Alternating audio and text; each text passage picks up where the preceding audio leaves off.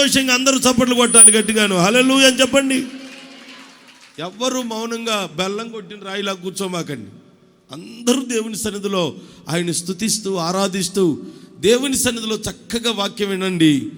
మనము పూనుకునే ప్రతి పనిలో, ప్రతి కార్యక్రమాలలో విఫలమవ్వకూడదు, వృద్ధి పొందుదురుగాక. మనం అభివృద్ధి పొందాలి, ఆశీర్వదించబడాలి. మనం అనుకున్నవన్నీ సఫలమైనప్పుడు మనం అభివృద్ధి చెందుతూ వస్తాం, ఆశీర్వదించబడుతూ వస్తాం. మనను చూసిన వారు సంతోషిస్తారు. దేవుని సన్నిధిలో నువ్వు ఏది పట్టుకున్న బంగారం అయిపోతుంది. నీ చేతితో ఏది పట్టుకున్న బంగారమే, ఆశీర్వాదమే అంటూ ఉంటారు జనం. నీ కుటుంబం కూడా అంచెలంచెలుగా దీవించబడుతుంది. ఎందుకని హిజ్కియా తాను ఏ ప్రయత్నం చేసినా వృద్ధి పొందుతూ ఆశీర్వదించబడ్డాడు? బైబిల్ చరిత్రలో ఆయన గురించి కొంచెం బైబిల్లో మనం ఆలోచిస్తే 25 సంవత్సరాల వయసులో అతను రాజరికానికి వచ్చాడు. మంచి యవ్వన ప్రాయం కుర్రాడు. 25 సంవత్సరాల వయసులో రాజరికానికి వచ్చి 29 సంవత్సరాలు పరిపాలన చేశాడు. తను పరిపాలన చేసిన కాలంలో 29 సంవత్సరాలలో తన రాజ్యం సుభిక్షంగా మారింది. వర్షాలు బ్రహ్మాండంగా పడ్డాయి, పంటలు పండుతున్నాయి, వ్యాపారాలు జరుగుతున్నాయి, చెరువులు తవ్వించాడు, కుంటలు కట్టించాడు. తన రాజ్యంలో ఏది కొరత లేకుండా సమృద్ధి కలిగింది. ప్రజలందరూ క్షేమంగా ఉన్నారు. అయితే తనకు ముందు తన తండ్రి పరిపాలించాడు, ఆహాజు రాజు. ఈ ఆహాజు అనేవాడు సరిగ్గా దేవుని సన్నిధిలో బ్రతికినవాడు కాదు. హిజ్కియా గురించి బైబిల్లో 29వ అధ్యాయంలో ఏమని రాయబడిందంటే, దావీదు ఎలాగైతే దేవుణ్ణి హత్తుకున్నాడో, దేవుని దృష్టికి యథార్థమైన హృదయం గలవాడై ప్రభువును హత్తుకొని ఆయన ఆజ్ఞలు అనుసరించి నడుచుకొని దావీదు ఎంతగా ప్రభువును గణపరిచాడో అలా దేవుణ్ణి హత్తుకున్నవాడు ఈ హిజ్కియా. తన తండ్రి కాలంలో ఆయన పరిపాలన చేశాడు, కానీ ఎప్పుడు చూసిన సమస్యలే, ఎప్పుడు చూసిన గొడవలే, ఎప్పుడు చూసిన శత్రువులే. తన దేశంలో ఉన్న సంపద అంతా తీసుకెళ్ళి శత్రువులకు పన్నిస్తూ ఉంటాడు. ఎందుకంటే అయ్యా మమ్మల్ని ఏం చేయొద్దయ్యా, మా జోలికి రావద్దయ్యా, మా మీద యుద్ధాలు చేయొద్దయ్యా, మమ్మల్ని చంపొద్దయ్యా అంటే మర్యాదగా పన్ను వసూలు చేస్తున్నారు. మర్యాదగా పన్ను ఇవ్వమంటే పన్ను కడుతున్నాడు. దేశ ప్రజల కష్టార్జితాన్ని తీసుకెళ్ళి పరాయి రాజులకు, శత్రు రాజులకు పన్నిస్తున్నాడు. దేశంలో ప్రజలు సంతోషంగా లేరు, పంటలు సరిగా లేవు, వాణిజ్యం సరిగ్గా లేదు, పరిస్థితులు ఏమి బాగులేవు. ఎందుకు? ఆహాజు కాలంలో ఎందుకని ప్రజల జీవితాలు బాగులేవు? హిజ్కియా కాలంలో ఎందుకు బాగుంది?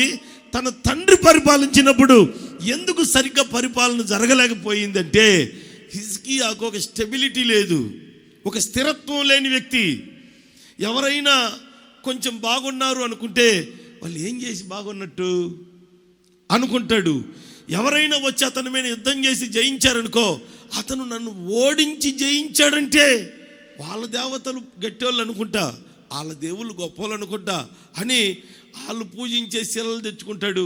వాళ్ళది పూజించే వాటిని తెచ్చిపెట్టుకుని వాటికి పూజలు చేస్తాడు, వాటికి బలులు అర్పిస్తాడు. అంటే అతనికంటూ భక్తిలో ఒక స్థిరత్వం లేని బ్రతుకు. ఎవరు ఏది చెప్తే చేసుకుంటా, ఎవరు ఎట్లా నడిపిస్తే వాళ్ళ మాటలు వీళ్ళ మాటలు అన్నీ వింటాడు. ఎవరు ఏది చెప్తే చేసుకుంటూ వెళ్తాడు. మన వాళ్ళు కూడా కొంతమంది క్రైస్తవులుగా ప్రభువుని నమ్ముకొని కూడా ఎందుకు ఆశీర్వదించబడరంటే, వారు పూర్తిగా దేవుని మీద ఆధారపడరు.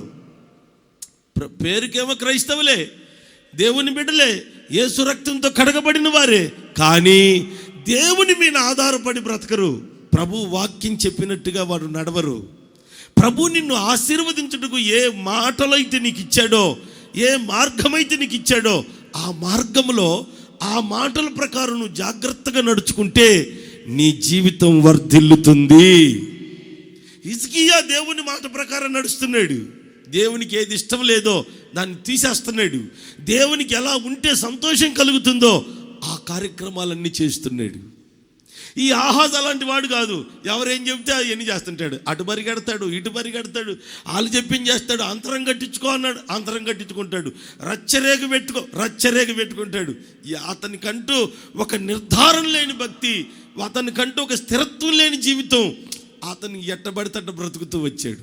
అందుకే తన పరిపాలన కాలం అంతా రాజ్యం క్షేమంగా లేదు, ప్రజలు సంతోషంగా లేరు, ఆరోగ్యంగా లేరు, ఆనందంగా బ్రతకలేకపోయారు. అల్లాడిపోతూ భయంతో ఎప్పుడు ఏ శత్రువు వస్తాడో, ఎవరిని చంపుతాడో, ఎవరిని దోచుకుంటాడో, ఎవరి పిల్లల్ని ఎత్తుకుపోతారో తెలియక గడగడలాడుతూ భయంగా బ్రతుకుతూ వచ్చారు. ఎప్పుడైతే అతను అలా ప్రవర్తిస్తూ ఉన్నాడో శత్రువులు వచ్చి తన మీద పడి తను చంపేశారు. అతను చనిపోయిన తర్వాత తన కుమారుడైన హిజ్కియా రాజరికానికి వచ్చాడు. దేవుని స్తోత్రం చెప్పండి గట్టిగాను. 2 చేతులు పైకెత్తి స్వరం ఎత్తి చెప్పండి. మీరు ఇప్పటి భక్తులేం కాదు, మీరందరూ పదే చెప్పించుకోవడానికి. ఒకసారి సంతోషంగా బిగ్గరగా ప్రభువుకి ఇష్టమైన గట్టి హల్లెలూయా ఒకటి చెప్పండి. అది అట్టుండాల. ఇతను ఎప్పుడైతే రాజుగా నియమించబడ్డాడో 25 ఏళ్ల వయసే. ఇతను ఎవరి మాట మనుషులు చెప్పినట్టుగా నడిచేవాడు కాదు. నా దేవునికి ఏది ఇష్టం, నా ప్రభువుకి ఏది ఇష్టమో అది నేను చేస్తానని తన తండ్రి చేసిన తప్పులేవి చేయకుండా తన తండ్రి నిలిపినటువంటి ఆ శిలలు పడగొట్టాడు, వాటికి కట్టిన బలిపీఠాలు పడగొట్టాడు, విగ్రహారాధన శాపాన్ని ఆ దేశము నుండి తొలగించుకున్నాడు. తన రాజ్యం అంతా సాటింపు వేయించి ప్రకటన చేసింది ఏంటంటే, మనము జీవము కలిగిన దేవుని బిడ్డలు, ఆయనను మాత్రమే ఆరాధించాలి. దేవుని స్తోత్రం చెప్పండి. లోకస్తులు నడిచినట్టు నడవకూడదు, లోకము చెప్పినట్టుగా మనము వెళ్ళకూడదు, మన దేవుడు చెప్పినట్టుగా మనం బ్రతకాలి అని ప్రభు మాటను చాటించి దేవుని వాక్యమును చదివించి ప్రజలందరినీ దైవ మార్గంలోనికి తీసుకొని వచ్చాడు. ఎప్పుడైతే దావీదు చర్యలాగా తన జీవితాన్ని, తన రాజ్యమును ప్రభు మార్గంలో నిలుపుకున్నాడో తన రాజ్యం ఆశీర్వాదకరంగా మారుతుంది. అతను పూనుకున్న ప్రతి పనిలో, సర్వ ప్రయత్నములన్నిటిలో అతను అభివృద్ధి పొందుతున్నాడు, ఆశీర్వదించబడుతున్నాడు, సఫలమవుతూనే వచ్చాడు. ఈ రోజున నా ప్రియమైన దేవుని బిడ్డలారా, నువ్వు ఎన్నో ప్రయత్నాలు చేస్తున్నావు, ఎన్నో ఆలోచనలు చేస్తున్నావు, ఎన్నో కార్యక్రమాలు తలపెడుతున్నావు. మరి సఫలమవుతున్నావా, విఫలమవుతున్నావా? నువ్వు సఫలమవ్వాలంటే వాళ్ళు చెప్పిన ఆలోచన, వీళ్ళు చెప్పిన ఆలోచన కాదు నువ్వు చేయాల్సింది. దేవుడేమి చెప్తున్నాడో గ్రహించు, ప్రార్థించు. వాక్యము నీతో ఏమి మాట్లాడుతున్నాడో దేవుడు, ఆయన వాక్యమైన దేవుడు నీకేం చెప్తున్నాడో అది చేయడానికి ఇష్టపడు. ఇతనైతే తన కుటుంబం, తన జీవితం, తన రాజ్యములను, తన ప్రజలను దైవ మార్గంలోనికి తీసుకొని వచ్చాడు. ఆ తర్వాత దైవ కార్యములు కన్నులారా చూస్తున్నాడు. దేవుని స్తోత్రం. ఈ రోజున మీరు తలపెట్టే ప్రతి పనిలో, మీ ప్రతి ప్రయత్నం సఫలం అవ్వాలి అంటే మొదట నీ మార్గం ఎక్కడ, నీ కుటుంబం అంతా ఎక్కడ ఉండాలి? దేవుని మార్గములో. అనండి, ఏ మార్గంలో? సగం లోకంలో, సగం దేవునిలో కాదు. నెలకొకసారో, 2 నెలలకొకసారో, నెలకు లేకపోతే 2 వారాలకు అట్లా కాదు. నా ప్రభు నాకేం చెప్తున్నాడో అదే నేను చేస్తాను. నా ప్రభు నడిపించినట్టు నేను నడుస్తాను. ఒకరితో నాకేంటి పని? కష్టాల మార్గంలో వెళ్ళడం సంతోషమా? ఆనందంగా ఆశీర్వాదకరంగా బ్రతికే మార్గం యేసయ్య మనకు ఒకటి సిద్ధపరిచాడు. అది మనం మనసు పెట్టి కోరుకొని అది సంపాదించుకొనినప్పుడు నీ ప్రతి ప్రయత్నం సఫలమగునుగాక. మీరు ఆశీర్వాదకరంగా ఉండాలి, మీరు క్షేమంగా బ్రతకాలి, మీరు సంతోషంగా జీవించాలి, ఆరోగ్యముతో ఆయుష్కాలం క్షేమకర్మగా వెళ్ళబుచ్చుదురుగాక. మీ సకల ప్రయత్నాలన్నీ సఫలం అవ్వాలి అంటే మనం ఏమి చెయ్యాలో ఒక 2-3 విషయాలు మీ ముందుకు తీసుకొస్తాను. శ్రద్ధగా మనసు పెట్టి వినండి. ప్రభు మనందరితో మాట్లాడునుగాక. హల్లెలూయా అని చెప్పండి. చదవండి బైబిల్ గ్రంథంలో నుండి సమూయేలు మొదటి గ్రంథం చదవండి. సమూయేలు మొదటి గ్రంథం 26వ అధ్యాయం 25వ వాక్యమును మనం చదువుకుందాం. 25వ వాక్యం. దావీదా నాయనా, నీవు ఆశీర్వాదం పొందుదువుగాక. చూడండి, ఘనకార్యములను పూనుకొని విజయము నొందుదువుగాక. ఆమేనని చెప్పండి. చూడండి, ఇప్పుడు రాజు చెప్తున్నాడు, సౌలు రాజు చెప్తున్నాడు దావీదుని గురించి, దావీదా నాయనా, నీవు ఘనకార్యములను పూనుకొని విజయము నొందుదువుగాక. ఎంత గొప్ప ఆశీర్వాదమో చూడండి. నువ్వు పూనుకునేవన్నీ సచ్చు పనులు కాదు, పనికిరాని పనులు పూనుకోవు. నువ్వు ఏ పని పూనుకున్నా అది ఘనమైనదే. కొంతమంది చూడండి, అనవసరమైన సమస్యలను తలదూర్చి పనికిరాని వ్యవహారాలు తలబెట్టి తనామునకలై సంతోషం లేకుండా, ఆనందం లేకుండా, నెమ్మది లేకుండా అదొక రకమైన బాధలు భరిస్తూ బతుకుతూ ఉంటారు. అవసరమా మనకు అవన్నీ? ఆలోచించండి. నువ్వు ప్రయత్నం చేయవలసింది, నువ్వు ప్రారంభించవలసింది పనికిరానివి కాదు, ఘనకార్యములను పూనుకొని విజయము నొందుదువుగాక. నువ్వు పూనుకునే పని ఒక ఘనమైనదై ఉండాలి. ఘనమైనదిగా నువ్వు పూనుకుంటావు. వాళ్ళ పని కోసం, వీళ్ళ పని కోసం, వాళ్ళు చెప్పింది, వీళ్ళు చెప్పింది. నేను కొంతమందిని చూసినప్పుడు నవ్వుకుంటూ ఉంటా. అందరి పనులు చేసి పెడతారు, తన సొంత ఇంట్లో పని మాత్రం చేయరు. అందరిని తీసుకెళ్ళి స్కూల్లో చేర్చొచ్చాడు ఒక ఆయన. నేను అడిగాను, మీ పిల్లలు ఏ కాలేజీలో చేరారంటే, ఇంకా ఏం అనుకోలేదన్న. మరి నువ్వు అందరు లోకులందరినీ తీసుకుపోతున్నావుగా, పక్కింటోళ్ళని, ఎదిరింటోళ్ళని ఎవరు అడిగితే వాళ్ళు, నాకు తెలుసు, తెరండి పదరండి అంటాడు. అందరిని తీసుకుపోయి చేర్చి వస్తాడు. మరి నీ పిల్లల సంగతి ఏంటి? ఇంకా ఏం అనుకోలేదంట. ఏం ప్రయత్నాలు ఇవన్నీ? పనికి రాని వాటిని ఎన్నడూ మీరు మనసును పెట్టద్దు, వాటిని పక్కన పెట్టేయండి. మొదట నువ్వు పూనుకునే పని అది నీకు, నీ తోటి వారికి, నీ కుటుంబానికి, నువ్వు ఉంటున్న సంఘానికి ఉపయోగకరమైనదిగా మారునుగాక. అవసరమైన వాటిని, ఘనమైన వాటిని నువ్వు పూనుకోవాలి. గాలికి ప్రయాసపడకూడదు. పడి పడి పడి పడి పడి పడి పడి కష్టపడి చివరికి ఏమీ లేని వ్యక్తిగా నువ్వు ఉంటే నీ జీవితం వృధానే కదా. నీ సమయం అంతా అయిపోయింది, నీ వయసు అంతా అయిపోయింది, ఇంకేం సాధిద్దామని. అందుకనే నువ్వు పూనుకునేది ఏదైనా అది నీకు అవసరమైందేనా కాదా, నీకు ఉపయోగకరమైందా కాదా. సమయాన్ని వృధా చేసుకునే పనులు ఏమీ చేయొద్దు. మనం పూనుకునేది ఏదైనా ఘనమైనదిగా ఉండాలి యేసునామములో. హల్లెలూయా. ఆయన చెప్తున్నాడు, ఘనకార్యములను పూనుకొని ఆ పూనుకొనిన ప్రతి పనిలో విజయము నీవు నొందుదువుగాక. ఎందుకు ఇంత విజయాన్ని ప్రభు ఇవ్వాలనుకున్నాడు? తను పూనుకున్న పనిలో విజయం ఎందుకు దక్కుతుంది అంటే, ఆ ముందు ఆ 23వ వాక్యం మనం చదివితే దావీదు సౌలుతో చెప్తున్నాడు. చూడండి, వాళ్ళ చరిత్ర మనకు బాగా తెలుసు. ఎన్నోసార్లు ఈ చరిత్రను మనం ధ్యానించాం. సౌలు దావీదును చంపాలని చూస్తున్నాడు. రాజ్యమును వదిలేసి, ఏమన్నా ఒక రాజుకు తగిన పని అనేది. రాజు అంటే ఎంత గొప్ప రాజ్యానికి అధిపతి. రాజ్య పరిస్థితులన్నిటిని పక్కన పెట్టి మిన్నల్లి లాంటి ఈ దావీదును చంపడానికి సైన్యం అంతటి నేసుకొని అడవులు తిరుగుతున్నాడు. రాజు ఎక్కడ ఉండాలా? నోరు తెరవాలా. హల్లెలూయా అని చెప్పండి. రాజు ఎక్కడ ఉంటాడు? అంతఃపురంలో. చెప్పండి, ఎక్కడుంటాడు? అడవులు ఎమ్మటేం పని? చెట్లమ్మటి, పొట్లమ్మటి, గొట్లమ్మటి. ఏంటి నీకు అవసరం? ఒకసారి ఆలోచించండి. కొంతమందికి ఇంట్లో పని పక్కన పెట్టి పక్కింటి వాళ్ళది వ్యవహారం ఎక్కువ, ఈ సమయం ఎక్కువ అయిపోతుంటుంది. ఇంట్లో ఈ ఆడనే ఉంటాయి, ఆ బట్టలు అట్టనే ఉంటాయి, ఆ అంట్లు అట్టనే ఉంటాయి. ఇంట్లోకి పోతే 5 నిమిషాలు కూర్చోలేము. అది శుభ్రం చేయరు. పక్కన వాళ్ళతో వ్యవహారం మాత్రం గంటలే. పనికిరాని పనులు కాదు నువ్వు పూనుకోవాల్సింది. ఈ సౌలు రాజు అదే చేస్తున్నాడు. సైన్యమును వెంట పెట్టుకొని తన రాజ్య పరిపాలన పక్కన పెట్టి ఇతన్ని దావీదును చంపాలని కోపంతో పరిగెత్తుకుంటూ వచ్చాడు. అరణ్యమంతా, అడవులన్నీ తిరుగుతున్నాడు. అలసిపోయాడు. ఒక చోట పడుకొని నిద్రపోయాడు.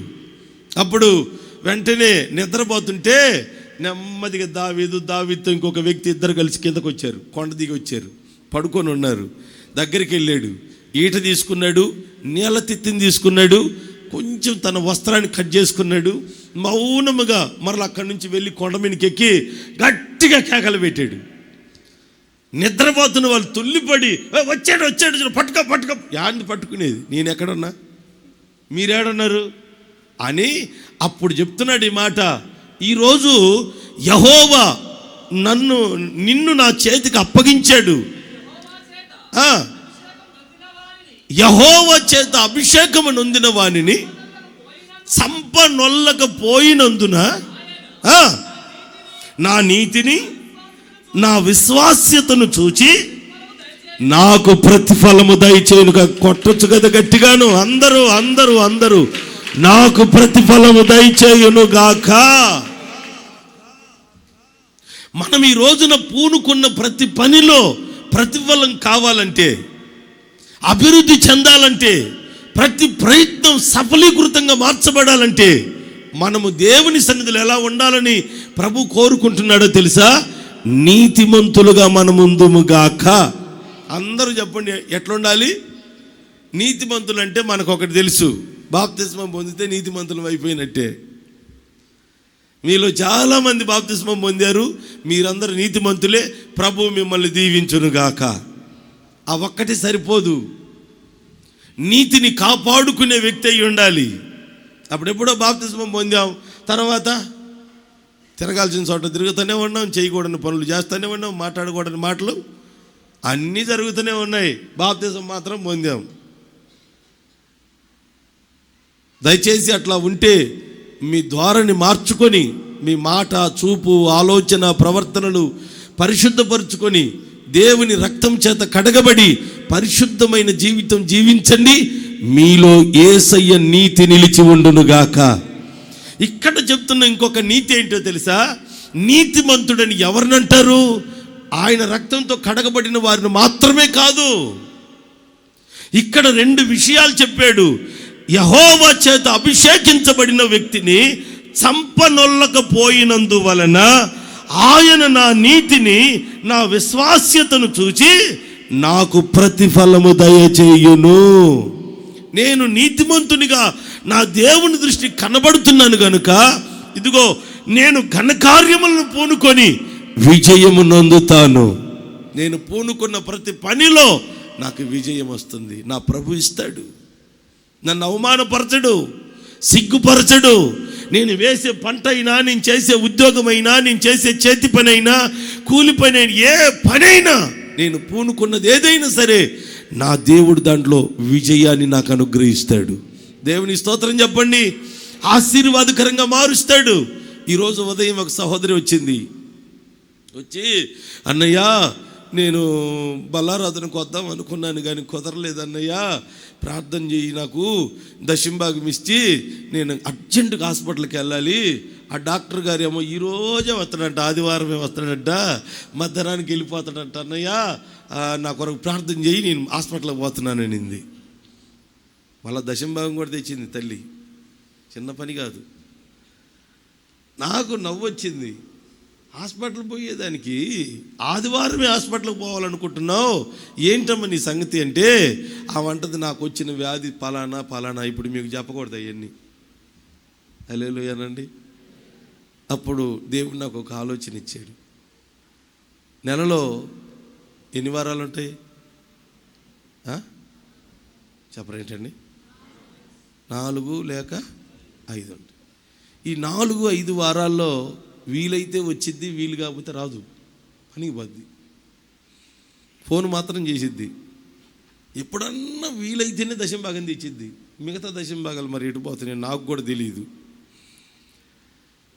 ఇప్పుడు దేవుని మందిరానికి కూడా రాకుండా ఎంతగా కష్టపడి ఆదివారాలు కూడా విడిచిపెట్టకుండా పనిచేసి సంపాదిస్తున్నవే, ఎవరి కోసం? గట్టిగా చెప్పాలి, ఎవరి కోసం? డాక్టర్ గారు వచ్చారు, ఎక్కడి నుంచి వచ్చాడో పాపం, ఆదివారం. ఏమో డబ్బుల కోసం, ఏమో సంపాదించేది ఎవరి కోసం? మాట్లాడరు ఏంటండి? వారంలో ఒక్కరోజు సుఖం లేకుండా సంపాదిస్తుంది, ఒక్కరోజు గ్యాప్ లేకుండా సంపాదిస్తుంది. ఆదివారం కూడా కనీసం ఏమన్నా తెచ్చుకొని ప్రశాంతంగా ఇంట్లో ఉండి తిని, అది కూడా లేదు, పనికి పోతానే ఉంది. సంపాదించి కూడబెట్టి ఇప్పుడు ఎవరికి సంపాదిస్తుంది? ఇంకా నువ్వు చేసే పని ఎవరి కోసం? డాక్టర్ గారి కోసమా? అంటే నిన్ను పుట్టించింది, నిన్ను బ్రతికిస్తుంది యేసయ్య ఎవరి కోసం? డాక్టర్ గారి సంపాదించి పెట్టడానికా? ఆలోచించండి. చాలామంది ప్రయత్నాలు ఇలాగే ఫెయిల్ అయిపోతున్నాయి. ఏదో కష్టపడుతున్నాం, సంపాదిస్తున్నాం, 10 రూపాయలు దాచిపెడదాం, 4 రాళ్ళు వెనకేద్దాం అనుకుంటున్నారు. వెనక లేదు, ముందు లేదు. వెనక్కి తిరిగి చూస్తే అంత అప్పులు, సమస్యలు, ఆర్థిక ఇబ్బందులు, కష్టాలే కదా. ఏమిటి ఇదంతా అంటే నువ్వు చేస్తున్నటువంటిది ఏమిటో నీకు అర్థం కావట్లేదు. నువ్వు పూనుకుంటుంది ఏమిటో నీకు దిక్కు తెలియట్లేదు. నీ సంపాదన అంతా డాక్టర్ల పాలో లేకపోతే ఇంకొకరి పరుల పాలో అయిపోతుంది. నీ సమయం అంతా వృధా అయిపోతుంది. మనము సంపాదించింది, మనము చేసే ప్రతి పనిలో విజయం మనకు రావాలన్నా, ఆశీర్వాదం మనం పొందాలన్నా, అభివృద్ధి మనం పొందుకోవాలన్నా మనము దేవుని దృష్టికి నీతిమంతులుగా కనబడుదుముగాక. నీతిమంతుడైతే చెప్పండి, ఎట కనపడాలి దేవునికి? అందరూ నోరు తెరిచి చెప్పాలి మాట. నీతిమంతులుగా అనండి. అందరు నోరు తెరిచి గట్టిగా చెప్పండి. ఎట్లా కనపడాలి? నీతిమంతులుగా నీతిమంతులైతే చర్చి మానుకుంటారా? మాట్లాడరేంటండి? నీతిమంతులైతే ప్రార్థన మానుకుంటారా? ఇంకా మీకు ఎందుకు చేయాలి చెప్పండి? దేవుడు అడిగే అర్హత మీకుందా? చాలామందికి లేదు. ఎందుకంటే మోకరించి ప్రార్థన చేయలేరు, బైబిల్ చదవలేరు, వాక్యానికి మనసు పెట్టి వాక్యానుసారంగా నడవలేరు. ఏమండి, మనుషులు చెప్పే చేస్తారు, డాక్టర్ చెప్పే చేస్తారు, పక్కింటి వాళ్ళు చెప్పే చేస్తారు, అందరూ చెప్పినే చేస్తారు. 3 రోడ్ల మధ్యన 3 రాళ్ళు పెట్టి అటు ఇటు దాటపట్టి బ్రహ్మాండంగా ఇవన్నీ చేస్తారు. ఏమి చేయరు? యేసయ్య మాట మాత్రం వినరు. అందుకే కదా ఫెయిల్ అయిపోతుంది, అందుకే కదా నష్టపోతుంది, అందుకే కదా రకరకాల ఇబ్బందుల్లో జీవితాలు కొట్టుమిట్లాడుతూ కొరతలతో, కొదవలతో, కష్టాలతో, కన్నీళ్లతో, వేదనతో జీవితాన్ని కొనసాగింప చేసుకోవాల్సి వస్తుంది. నువ్వు దేవుని దృష్టికి నీతిమంతుడిగా, నీతిమంతురాలుగా మార్చబడితే నీ కుటుంబాన్ని కట్టుకుంటావు. నీతిమంతుడు, నీతిమంతురాలు తన పిల్లలకు, తన భార్య భర్తలకు క్షేమాన్ని కలిగేటట్టు జీవిస్తారు. దేవుని సన్నిధిని విడిచిపెట్టరు.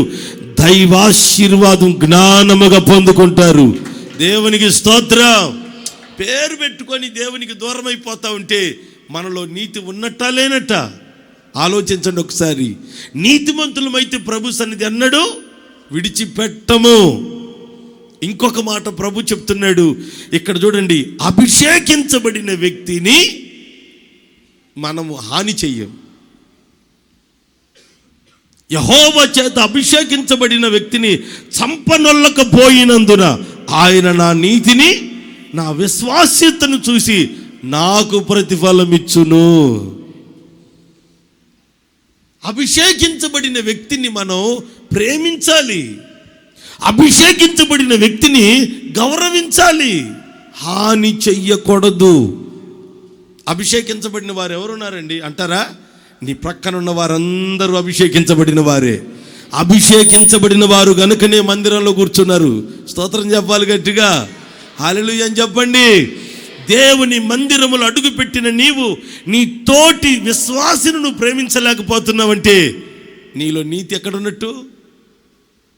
ఆలోచించండి. ఇంకొకరంటే నీకు విశ్వాసులలో మరొక వ్యక్తి అంటే నీకు గిట్టట్లేదు, నీ మనసులో నొచ్చుకుంటున్నావు, అసహించుకుంటున్నావు, నీ మనసులో వేరుగా భావిస్తున్నావు. నీలో నీతి ఎక్కడున్నట్టు? పురుషుడైనా స్త్రీ అయినా విశ్వాసులుగా మార్చబడిన మనమంతా యేసయ్య శరీరములో అవయవాలమై ఉన్నాం. దేవునికి స్తోత్రం. ఈ చెయ్యి హాని చేస్తుందా? ఈ చెయ్యి శరీరంలో ఉన్న అవయవాలకు హాని చేస్తుందా? పొరపాటును కూడా చెయ్యదు. అందుకే వాక్యంలో ప్రభు చెప్పిన మాట ఏంటంటే, ఒకరిని ఒకరు ప్రేమించండి, ఒకరి కొరకు ఒకరు ప్రార్థించండి, ఒకరికన్నా ఒకరు గనులుగా ఎంచుకోండి. లోకంలో అయితే డబ్బును బట్టి, చదువును బట్టి, వారి హోదాను బట్టి, వారి అంతస్తును బట్టి, వారి స్టేటస్ను బట్టి వారు హెచ్చించుకుంటారు. సంఘములోనికి వచ్చిన తర్వాత గొప్పవాడైనా, కొద్దివాడైనా, చదువుకున్నా, చదువు లేకపోయినా, చిన్నవాడైనా, పెద్దవాడైనా మనమందరం ఆత్మలో సమానులమే. దేవునికి స్తోత్రం చెప్పాలి గట్టిగా. మనమందరం ఆత్మలో సమానులమే. ఇక్కడ ఏ తారతమ్యాలు ఉండకూడదు. ఒకవేళ నీలో ద్వేషం ఉంది అంటే అర్థం ఏంటో తెలుసా? నీలో నీతి లేదని అర్థం. నీతిమంతులుగా మనం కనబడితే నువ్వు పూనుకున్న ప్రతి కార్యం ఆయన సఫలపరచడానికి సిద్ధంగా ఉన్నాడు. నువ్వు పూనుకోవడం కూడా చిన్న చితక పనులు, పనికిరాని పనులు, ఉపయోగం లేని పూనుకోవు. ఘన కార్యములను పూనుకొని విజయమునందుదువుగాక. గాలికి ప్రయాసపడవు, గాలికి ప్రయాసపడవు. నీ ప్రయాస ఆశీర్వాదకరంగా మారుస్తాడు. నీ కుటుంబం, నీ పిల్లలు, మీరు క్షేమంగా వర్ధిల్లుతూ ఉంటారు. ఇది జరగాలి అంటే మీరు దేవుని దృష్టికి ఎట్ట కనబడాలి? నీతిమంతులుగా. అందరూ చెప్పండి, నీతిమంతులు మందిరం విడవరు, ప్రార్థన మానరు, ఆయన సన్నిధికి ఇచ్చే విలువిస్తారు, దైవజనుడికి ఇచ్చే విలువిస్తారు, ఆయనకు ఇచ్చే విలువిస్తారు.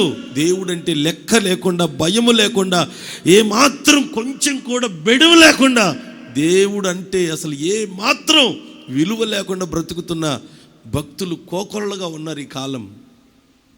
నీతిమంతులుగా బ్రతకాలనుకుంటే మన మనసులో ఆ భేదం కనబడకూడదు.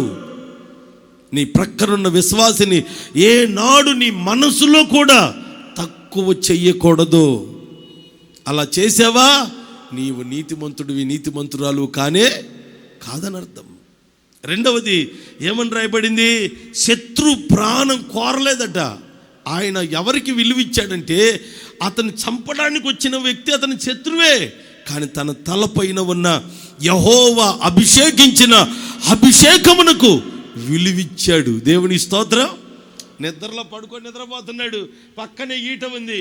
ఆ పక్కనున్న వ్యక్తి అన్నాడు, దావీదా నీ శత్రువును దేవుడే నీ చేతికి అప్పగించాడు, ఒక్క పోటుపడు, ఇంక ఈ రేపటి నుంచి నీకు శత్రువు అనేవాడు లేడు అన్నాడు. అప్పుడు వెంటనే పక్కకి వెళ్ళిపోయి చెప్తున్న మాట ఏంటో తెలుసా? యెహోవా చేత అతను అభిషేకించబడిన వాడికి నేను ఏ హాని తలపెట్టను. మీరు కొట్టలేరు చప్పట్లు. హల్లెలూయా. మీరు నీతిమంతులుగా నీతిని ప్రేమించి దేవుని దృష్టికి నీతిమంతులుగా నడిపించబడడం అసలు ఆ ఉద్యోగం వేరుగా ఉంటుంది యేసునామంలో. హల్లెలూయా చెప్పండి, గట్టిగా చెప్పండి. నీవు ఏ రోజు కూడా, ఇప్పుడు మీరు ఇక్కడ బంధువులు ఉండొచ్చు, ఉండకపోవచ్చు, ఏమండి, మీరు ఎక్కడో పుట్టి ఎక్కడో పెరిగి యేసు రక్తం అనే బంధము చేత ఇక్కడ ఒకటయ్యాం. ఇక్కడికి వచ్చిన తర్వాత వాళ్ళు ఎక్కువ, వీళ్ళు తక్కువ, నేను ఎక్కువ, నువ్వు తక్కువ, ఇట్లా ఆ భేదం అభిప్రాయం మీలో కలిగిందంటే మీలో నీతి లేదని అర్థం. అందుకే ప్రతి మనిషిని నాకన్నా వీరు గనులు, నాకన్నా వీరు గొప్పవారిని ఎంచుకొని ఒకరికొకరు తగ్గించుకొని ఆయన సన్నిధిలో ఒకరిని ఒకరును హెచ్చించుకుంటూ విలువిచ్చిన వారమైతే ఆ ప్రేమ నీ నీతిని కాపాడుతుంది. రెండవది, అతను శత్రువైనా సరే శత్రువును కూడా అతను ప్రేమించి చంపనొల్లక విడిచిపెట్టి వెళ్ళిపోతున్నాడు. అందుకే దేవుని దృష్టికి దావీదు నీతిమంతుడయ్యాడు. చంపడానికి వచ్చిన వ్యక్తి ఏమో రాజయ్యుండి ఆ రాజరికమును కోల్పోయి, సింహాసనాన్ని కోల్పోయి దావీదుకు అప్పగించవలసి వచ్చింది. చివరికి తన జీవితాన్ని నాశనం చేసుకున్నాడు ఇతను. ఈ రోజున నువ్వు పూనుకున్న ప్రతి పనిలో నీకు విజయం కలగాలి అంటే నువ్వు నీతిమంతుడిగా, నీతిమంతురాలుగా కనబడాలి. అలా కనబడాలంటే ఒకటి, అభిషేకించిన వారిని, దేవుని బిడ్డలను మనం గౌరవించాలి, వారిని ప్రేమించాలి, మనసులో చిన్న కలత ఉండకూడదు. రెండు, అతను నీకు శత్రువైనా సరే అతనికి నువ్వు హాని చెయ్యకూడదు. ఆమేన్ చెప్పాలి. చదవండి త్వరగా మత్తయి సువార్త 5వ అధ్యాయం 44వ వాక్యం. ఇంకొకరు రోమాపత్రిక 12:20. త్వరగా ఈ రెండు మాటలు చదవండి.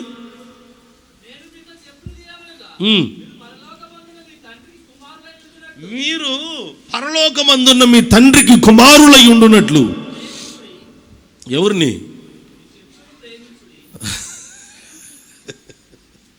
అది కష్టంగా ఉన్నట్టుంది అన్నయ్యకి. శత్రువుని ప్రేమించమంటాం పోయి ఇబ్బందిగా ఉన్నట్టుంది. సరే, అక్కడ ప్రభు చెప్తున్న మాట అదే, మీ పరలోకపు తండ్రికి కుమారులై ఉండునట్లు మీ శత్రువుని మీరేం చేయాలి?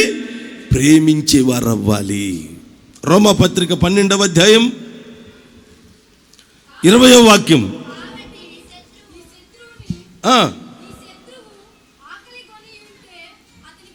నీ శత్రువు ఆకలి కొనినప్పుడు అతనికి భోజనం పెట్టు, దప్పికొనినప్పుడు నీళ్ళివ్వు. అలాగు చేయటం వలన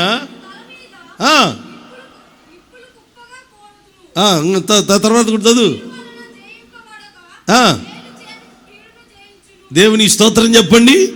2 వాక్యాలు చదివాం. ఒకటి, ప్రభు చెప్తున్న మాట ఏంటంటే, నీ శత్రు భోజనం కొరకు ఆకలి కొని వచ్చినప్పుడు ఏమాత్రం మనసులో సనుక్కోకుండా, ఏమాత్రం కలత పెట్టుకోకుండా నీ శత్రువుకు భోజనం పెట్టి ఆకలి తీర్చు. దాహంతో వస్తే నీళ్ళిచ్చి దాహం తీర్చు. అతని నెత్తిన నిప్పులను కుంపటిగా పెట్టే వ్యక్తి అవుతావు.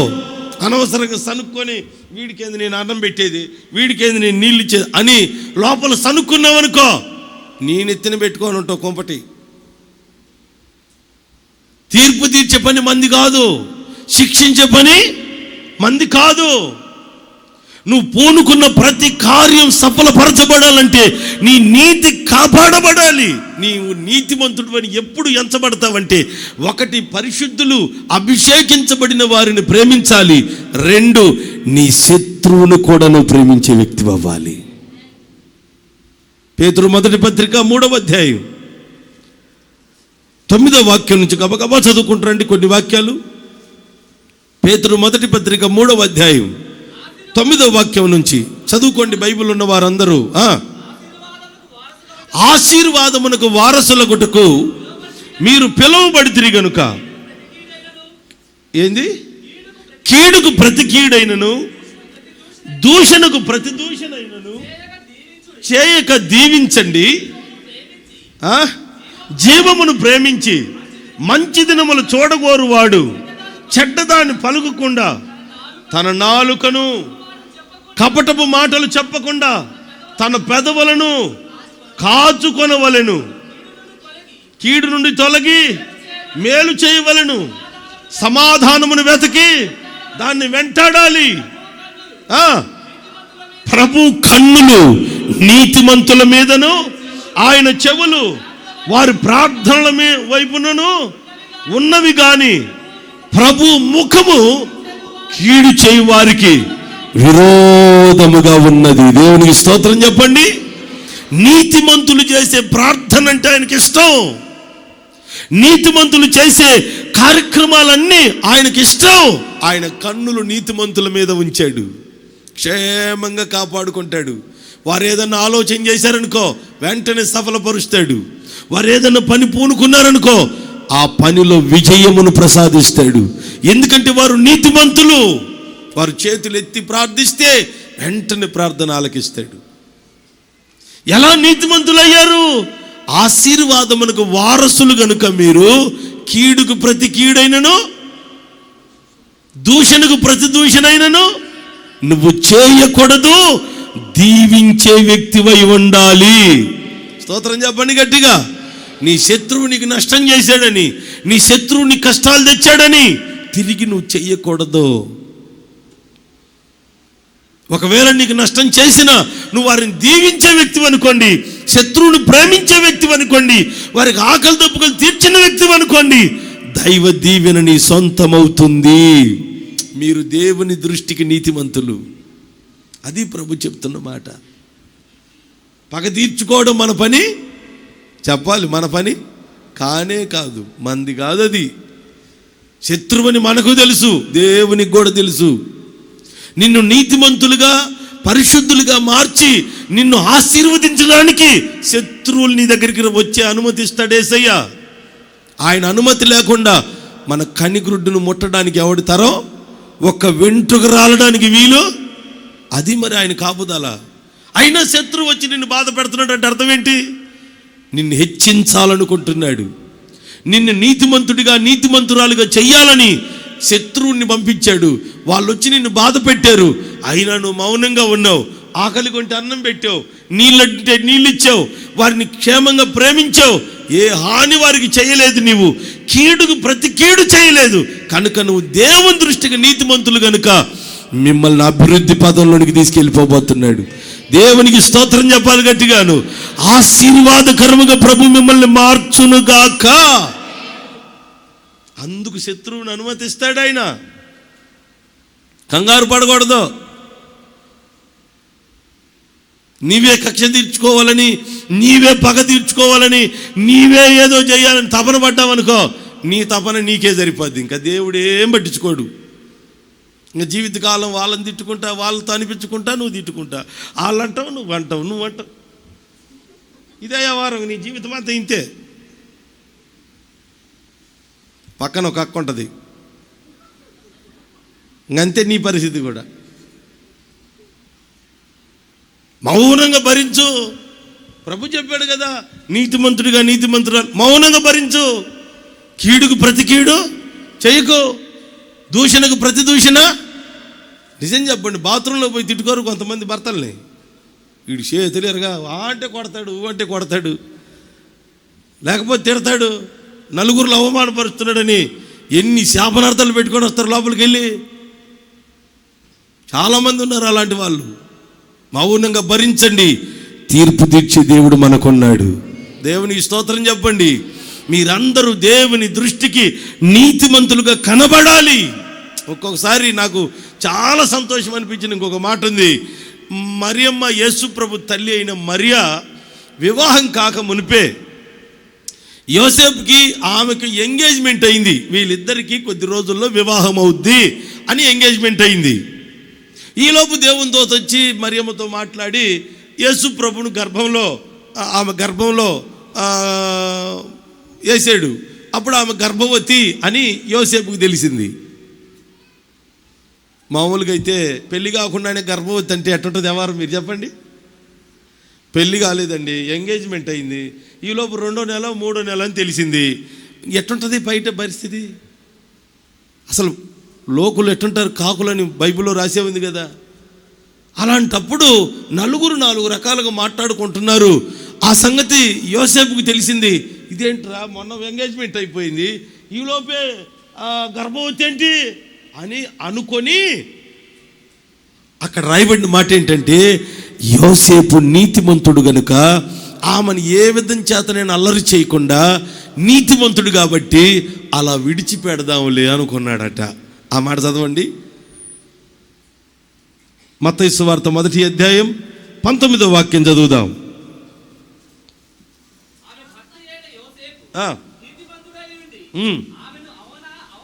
చూడండి, ఆమెను అవమానపరచనొల్లక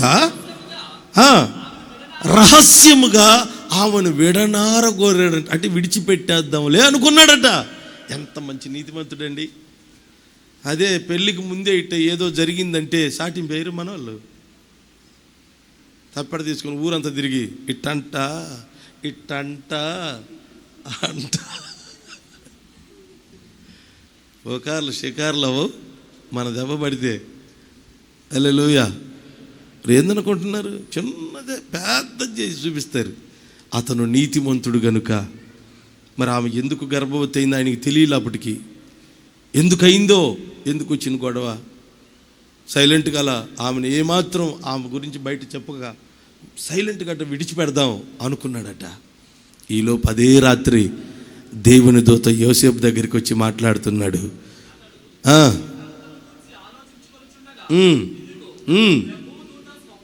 స్వప్నమందు ప్రత్యక్షమై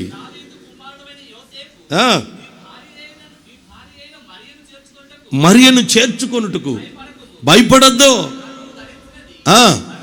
పరిశుద్ధాత్మ వలన క్రీస్తును గర్భము ధరించినది. దేవుని స్తోత్రం. ఆయన లోక రక్షకుడు మీ గర్భమున పుట్టబోతున్నాడని దేవుని దూత చెప్పిన తర్వాత తన మనస్సును మార్చుకొని వెంటనే ఇక బయట తెలిస్తే మరలా నలుగురితో ఇబ్బంది అని ఆమెను జాగ్రత్తగా నడిపించాడట. దేవుని స్తోత్రం చెప్పండి. అంటే నీతిమంతుల ఆలోచనలు ఎట్లుంటాయో ఆలోచించండి. ఏదన్నా ఒక సంగతి ఎవరి గురించి అని తెలిసిందనుకో, 10 మందికి చెప్పకపోతే పొట్ట పగిలిపోద్ది కొంతమందికి. నిజం, నిద్ర పట్టదు. అలాగ చెప్పకపోతేనే, ఇలాగ చెప్పకపోతేనే ఇదే గొడవ. పరిగెత్తి ఆయాసంతో పరిగెత్తిపోయి ఏంది అట్ట పరిగెడుతున్నావంటే అలా సంగతి చెప్పాలే.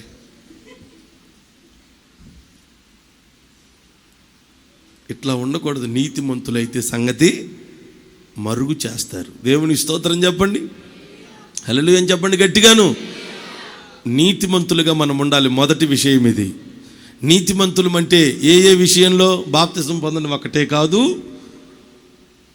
తప్పిదాలు చేయకుండా ఉండటమే కాదు, అభిషేకించబడిన వ్యక్తిని గౌరవించే వ్యక్తివై ఉండాలి. వారికి ఏ హాని తలపెట్టకూడదు. 2, నీ శత్రువును ప్రేమించాలి. కీడుకు ప్రతి కీడైనను, దూషణకు ప్రతి దూషణైనను చేసే వ్యక్తిగా ఉండకూడదు. గుర్తుపెట్టుకోండి. 2వ విషయం, మనము దేవుని సన్నిధిలో పూనుకొనిన సర్వ ప్రయత్నముల యందు మనం వృద్ధి పొందాలంటే, మనం విజయం పొందాలంటే ఏం చెయ్యాలి? ఇంకొక మాట చెప్పి నేను ముగిస్తాను. చూడండి, నెహెమ్యా గ్రంథం 2వ అధ్యాయం, నెహెమ్యా గ్రంథం 2వ అధ్యాయం 18వ వాక్యం చదువుదాం.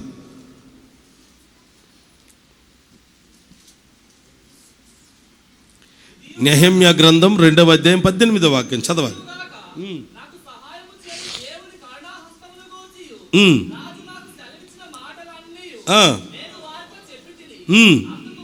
వారు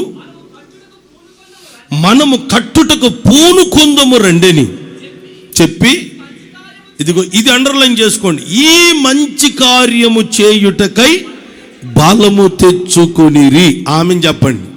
నువ్వు పూనుకున్న ప్రతి కార్యం ప్రభు సఫలపరచాలంటే 1, నీతిమంతులుగా కనబడాలి. అందరూ చెప్పండి, ఎట కనబడాలి? ఇట్టానండి చెయ్యి. ఎట కనబడాలి? అందరూ చేతులు ఇట్ట రావాలి. ఎట కనబడాలి? 2, మనము పూనుకొనిన ప్రతి కార్యం ఆయన సఫలీకృతంగా చేయాలంటే ఈ మంచి కార్యము చేయుటకై బలము తెచ్చు. అంటే దాని అర్థం ఏంటి? మంచి కార్యాలు మనం చేయాలి. ఆమెనండి. అందరూ చెప్పండి, ఏ కార్యాలు చేయాలి? చెడ్డ కార్యాలు కాదు.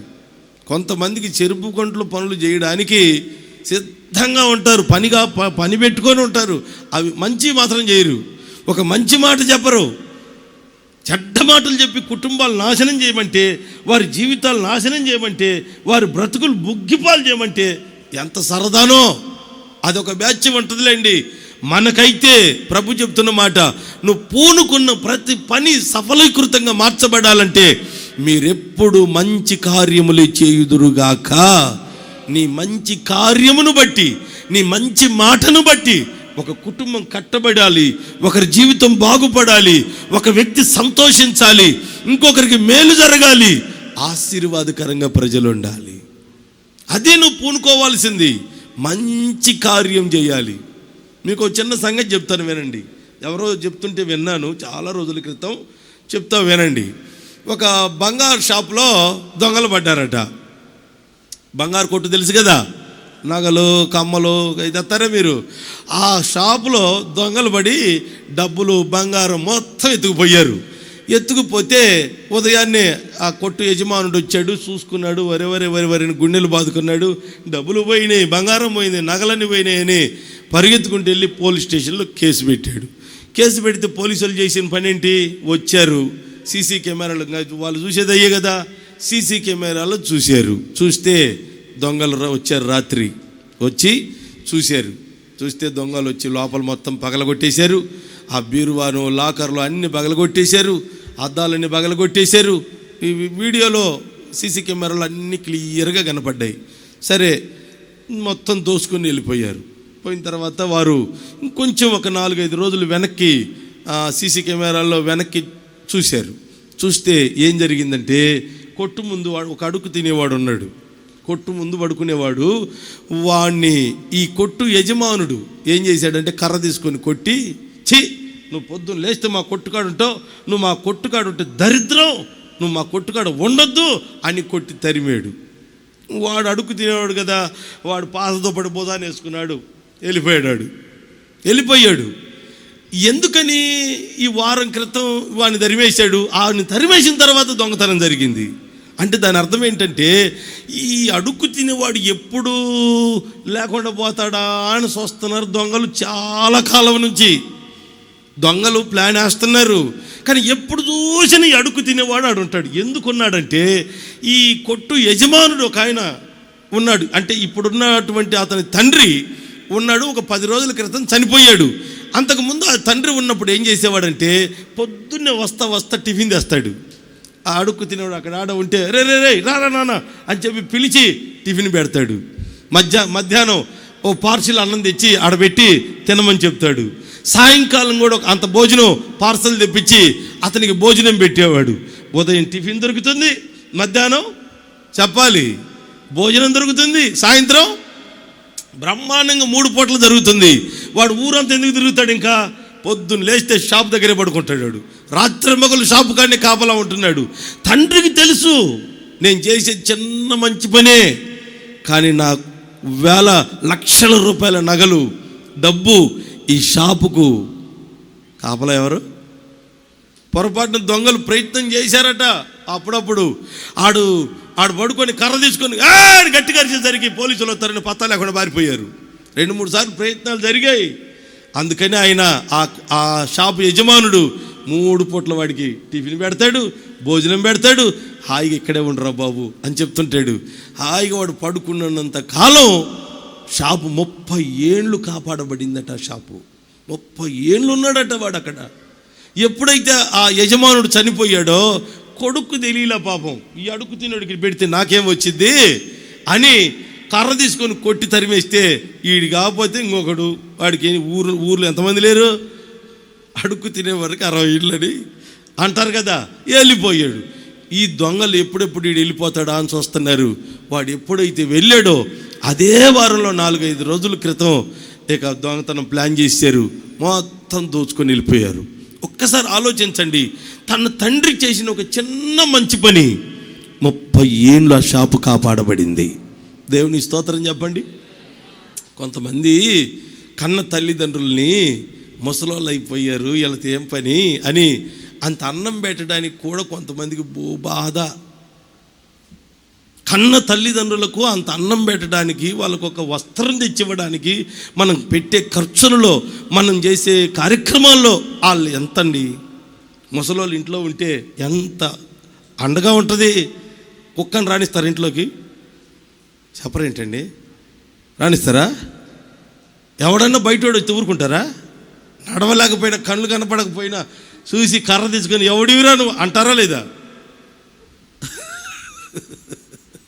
నీ పిల్లలు ఇంటికి రాకపోతే వాడు ఎటుపోయాడా, అమ్మ ఎటుపోయిందని నీ పిల్లలకి ఎంత అండగా ఉంటారు, ఎంత జాగ్రత్తగా ఇల్లు కాపాడుకుంటారు. ఈ ఇంకిత జ్ఞానం చాలామందికి ఉండక ఏం చేయడానికి ముషిల్లాను ఎంతకాలం బతికేది నువ్వు సావరాదు అంటుంటారు ఒక్కొక్కరు. ఏదో అంత అన్నం పెట్టడానికి చేతగాక. ఒక్కొక్కరైతే ముసలోళ్ళను కన్న తల్లిదండ్రులు పడి కుక్కలను సాగుతుంటారు. దానికి ఖర్చు ఎంత? పిల్లులను సాగుకుంటుంటారు. దానికి పెట్టే తిండి ఎంత? కన్న తల్లికి తండ్రికి పెట్టే భోజనం ఎంత? అంటే వారి విలువ తెలియక ఒక చిన్న మంచి పని నీ కుటుంబానికి ఎంతో ఆశీర్వాదాన్ని తెచ్చిపెడుతుంది. దేవునికి స్తోత్రం చెప్పాలి. ఈ రోజున మనం దేవుని సన్నిధిలో పూనుకున్న ప్రతి పని ఆశీర్వాదకరంగా మార్చబడాలంటే ప్రభు చెప్తున్నాడు, మంచి పనులు చేయి, చెడ్డ పనులు చేయొద్దు, చెడ్డ మాటలు మాట్లాడొద్దు, చెడ్డ కార్యక్రమాల్లో తలదోర్చొద్దు, వాటిల్లో పాల్గొనొద్దు. మంచి పనులు చేసే వ్యక్తివైతే నువ్వు పూనుకున్న ప్రతి కార్యాన్ని సఫలపరుస్తాను, నిన్ను నేను ఆశీర్వదిస్తాను, అభివృద్ధి చేస్తానని ప్రభు చెప్తున్నాడు. ఒక్కసారి మీ మనసును పెట్టి ఒకసారి ఆలోచించి చూడండి. ఈ రోజున మనం చేసే మంచి పని ఏమిటి? మనకు మంచి ఎక్కువ జరుగుతుందా, మన ద్వారా చెడు ఎక్కువ జరుగుతుందా? ఇది ఒక్కసారి గ్రహించుకొని చూడండి. నా ద్వారా మంచి జరుగుతుందా, చెడు జరుగుతుందా?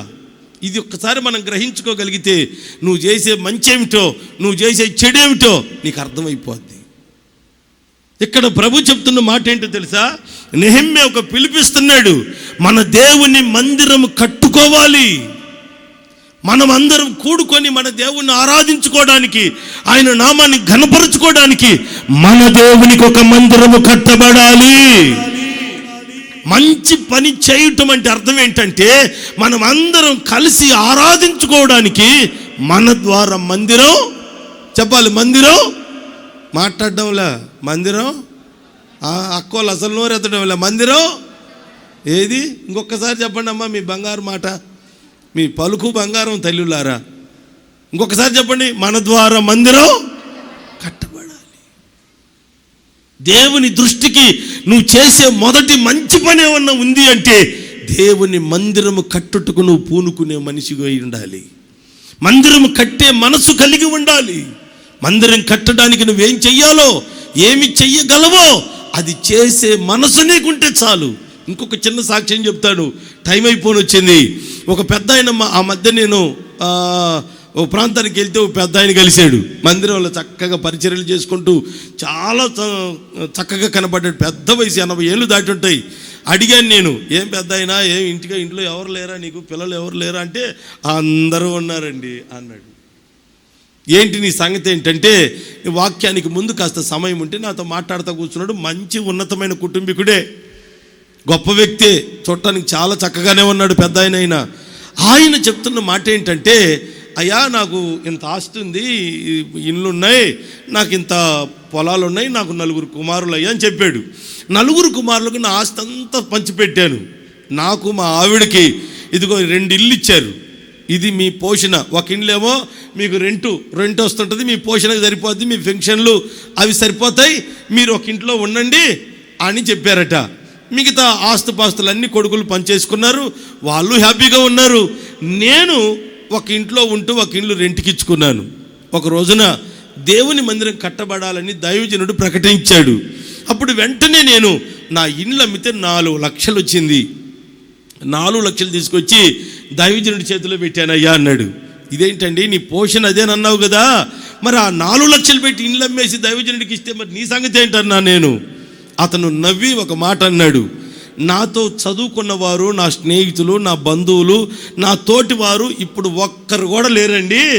అందరూ నాకన్నా బాగా సంపాదించారు. వాళ్ళు పిల్లికి భిక్షం పెట్టేవాళ్ళు కాదు, సంపాదించిందంతా తీసుకెళ్ళి రోగాలకు హాస్పిటల్కి పెట్టారు. దేనికి పెట్టారు? మాట్లాడరేంటండి?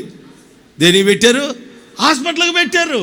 వాళ్ళ సంపాదనలు, వారి ఆస్తులు అమ్ముకొని, ఇండ్లు అమ్ముకొని హాస్పిటల్కి పెట్టి ఖాళీ అయిపోయారు. ఇప్పుడు నాతో పాటు ఉన్నాడు ఒక్కడు లేడు. నేను, నా భార్య ఇప్పటికే వ్యాధి లేకుండా ఆరోగ్యముగా ప్రభు సన్నిధిలో బ్రతుకుతూ వస్తున్నాం. దేవునికి మహిమ కలుగునుగాక. నీకు ఆరోగ్యం ఇచ్చేది ఎవరు? చాలా మందికి తెలియదు, మందులు ఇస్తున్నాయి అనుకుంటున్నారు. నిన్ను పోషించేది ఎవరు? నీకు మంచి ఉన్నతమైన స్థితిని కలుగు చేసేది ఎవరు? ఆ దేవాతి దేవుడే. ఈ వృద్ధులకి ఆ సంగతి అర్థమైంది. మరి ఇప్పుడు వయసు పైన పడుతుంది, ఉన్న ఆస్తులు నాకు వచ్చే రోగాలకు సరిపోవు, నా దేవుడు స్వస్థపరిస్తే నాకు ఏ రోగమే రాదు అనుకున్నాడు. మందిరం కొరకు నేనేం చెయ్యాలి అనుకున్నాడు, ఆలోచించాడు, ప్రార్థించాడు, ఇండ్లు అమ్మేశాడు. ఒక చిన్న రేకుల చెట్లు, మా జీవితం దీంట్లో సరిపోద్దండి, ఇది చాలకి ఇంకెందుకు, నాకెందుకు ఆ డాబాలు బాబాలు అన్నీ అనుభవించి అయిపోయాయి. నా దేవుని కోసం నేను ఏమైనా చేయాలనుకున్నాను, నాకు నా ఇల్లు కనపడింది, అమ్మేశాను, సేవకునికి ఇచ్చాను, ఇంట్లో ఉన్నాను, పరిచర్య చేసుకుంటూ ఆనందంగా ప్రభుతో బ్రతుకుతున్నాను. దేవుని స్తోత్రం చెప్పండి. అంతకన్నా ఏం కావాలి? మన ముసలి వాళ్ళకి ఆ తెలివితేటలు రావు. ఆ మనవడిచ్చే, ఈ కొడుకిచ్చే అన్నీ ముడేసి పెడతారు. ఏ తాగుపోతాడో వస్తాడు, ముడి కత్తిరించుకొని వెళ్ళిపోతాడు. తిందో, మంచికి వాడదో. ఎవరి కోసం ఇవన్నీ? తాగుబోతుడు కోసం. మీరు దాచే ఎవరి కోసమో నాకు తెలియదు. మరి ప్రభు మిమ్మల్ని దీవించును కాక. 2 విషయాలు చెప్పాను. నువ్వు పూనుకొనిన ప్రతి పనిలో నువ్వు విజయం పొందాలన్నా, ఆశీర్వాదకరముగా నీ జీవితం కొనసాగించబడాలన్నా, మీ ఆలోచనలన్నీ ప్రభు సఫలపరిచి మిమ్మల్ని వృద్ధి చేయాలన్నా 2 పనులు. 1, నీతిమంతులుగా దేవునికి కనబడుదురుగాక. చెప్పండి గట్టిగా, ఎవరిలా కనపడాలి? 2, మంచి కార్యములు మాత్రమే చేయుదురుగాక. మీ ద్వారా కీడు జరగకూడదు, నష్టం జరగకూడదు, ఏ విధమైన చెడ్డ పనులు జరగకూడదు. ఏది చేసినా, మాట మాట్లాడినా, పని చేసినా, ఏ కార్యం తలపెట్టినా మీ ద్వారా మంచి కార్యమే జరుగునుగాక. మంచి మీలో ఉంటే మీరు తలపెట్టే ప్రతి కార్యం సఫలమవుతుంది. 1, మంచిది ఏంటంటే మందిరం కట్టడం.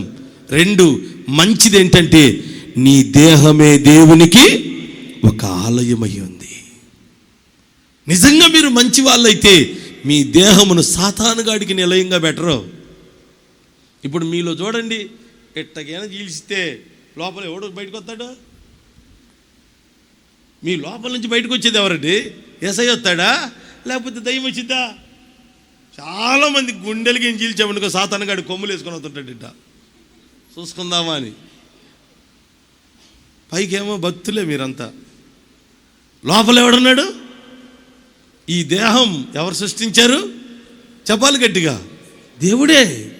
మనల్ని సృష్టించుకున్నప్పుడు యథార్థపరులుగా సృష్టించాడట, పరిశుద్ధంగా సృష్టించాడట. ఇప్పుడు మనం పాపంతో పుట్టి పాపంలో పడిపోయామని మన కోసం దిగి వచ్చి రక్తం కార్చి ప్రాణం పెట్టి మరలా మనల్ని పరిశుద్ధపరుచుకున్నాడు. ఇప్పుడు ఆయన రక్తంతో కడగబడిన తర్వాత కూడా ఈ దేహంలో ప్రభువుకు చోటు లేకుండా ఇంకా సాతాను గడికి ఇస్తావా? ఇంకా మనుషులకి ఇస్తావా? ఇంకా సెల్ ఫోన్కే ఇస్తావా? ఇంకా లోకానికి, లోక సంబంధమైన ఆ పోకడలకే నీలో స్థానం ఇస్తావా? నీకు నీ దేహం యేసయ్యకు స్థానముగా మార్చి చూడు, నీ జీవితాన్ని ఆయన ఫలభరితముగా మార్చే దేవుడు. దేవుని స్తోత్రం చెప్పండి. నీలోనికి ప్రభువు రాగలిగితే, నీలోనికి ప్రభు వచ్చేటట్లుగా నిన్ను నువ్వు పరిశుద్ధంగా కాపాడుకోగలిగితే నువ్వు ఏ పని పూనుకున్నా సఫలమగునుగాక. ఇక మీరు అభివృద్ధి కావడం ఖాయం. సాతాను కానీ లోపల పెట్టుకుంటే అభివృద్ధి అవుతారా? వాడు ఎంతసేపు పాడు చేస్తూనే ఉంటాడు, మోసం చేస్తూనే ఉంటాడు, మనల్ని తప్పుడు మార్గంలో నడిపిస్తూనే ఉంటాడు. అన్యాయం అయిపోతూనే ఉంటాం. ఇప్పటిదాకా అన్యాయం అయిపోయారు చాలామంది. దయచేసి ఈ రోజున ప్రభు నీతో మాట్లాడుతున్నాడు. నీలోనికి ఆయన రావాలనుకుంటున్నాడు. నాలోనికి నువ్వు రా ప్రభు అనేవారు చక్కగా మోకాళ్ళ మీదకి వచ్చేసేయండి, ప్రార్థన చేసుకుందాం. అందరూ చక్కగా మోకాళ్ళ మీదకి రండి, ప్రభు సన్నిధిలో ప్రార్థన చేసుకుందాం.